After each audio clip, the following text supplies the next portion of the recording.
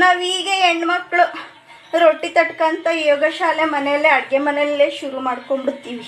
ಹೊರಗಡೆ ಯಾವ ಹಾಕು ಇಲ್ಲ, ಯಾವ ಪಾಕು ಇಲ್ಲ. ನಮಗಿದೇ ಯೋಗ ಸಾಕು. ಇಲ್ಲಿ ಕೇಳಿ, ರಾಗಿ ರೊಟ್ಟಿ ತಿಂದರೆ ಸಣ್ಣ ಆಗುತ್ತಂತೆ ಬಾಡಿ.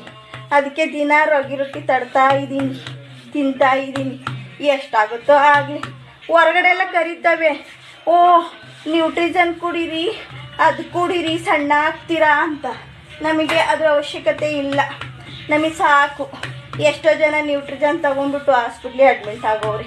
ನಾವು ಹಾಸ್ಪಿಟ್ಲಿಗೆ ಅಡ್ಮಿಂಟ್ ಆಗೋದು ಬೇಡ, ಎಂಥದ್ದು ಬೇಡಪ್ಪ. ನಮಗೆ ಮನೇಲಿ ಮಾಡ್ಕೊಂಡು ತಿನ್ನೋದೇ ನ್ಯೂಟ್ರಿಜನ್ನು. ಏನಂತೀರ?